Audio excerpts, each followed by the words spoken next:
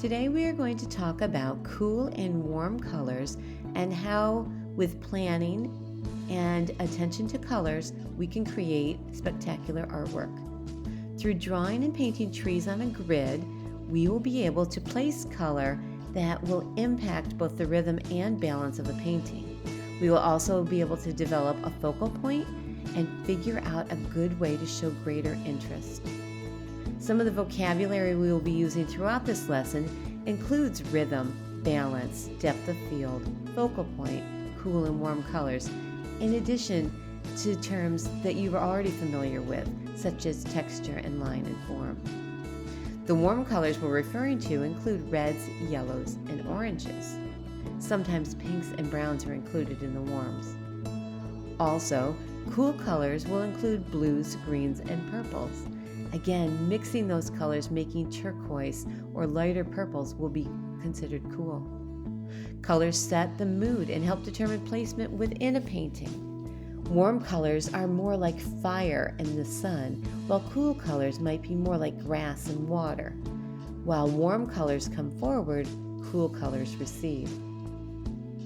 Art history has many examples of color that uses colors to convey a mood and set the placement of the points of interest. In this example of Picasso's The Old Guitarist, the cool blues set a melancholy or sad tone. In this painting by Seurat, The Red Buoy, the red object in the front in the water comes forward while the blue tones and the lighter pale greens go in the back. The New York State standards that we will be addressing include how to demonstrate persistence in developing skills with various materials, methods, and art-making approaches in creating works of designer art, and to develop criteria to guide making a work of art. Basically, we are going to draw a grid, add details to create trees, and then paint around those details to make a cool and warm effect for the front and the background. Materials are basic: rulers, pencils, Sharpie markers, some templates, examples from the teacher, your own iPad for research, and then colored paints.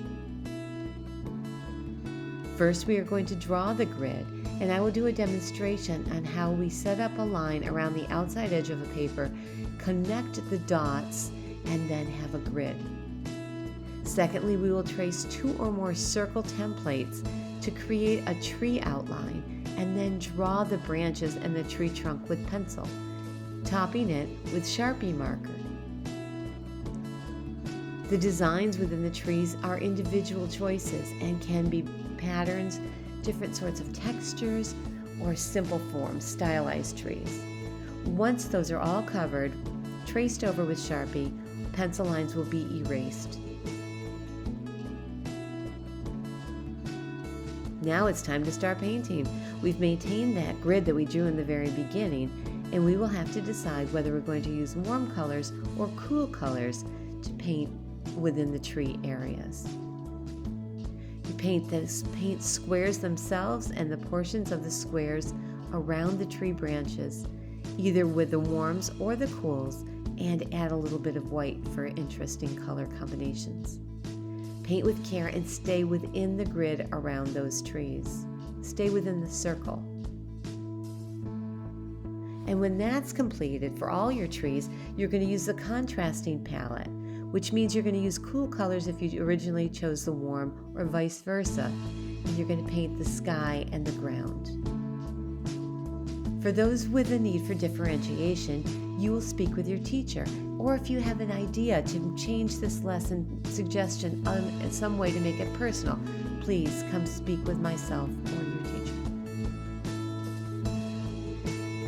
For closure, we are going to have an art gallery of our own class and set up all the paintings on the central tables or around the counters and talk about how each one is a little bit different.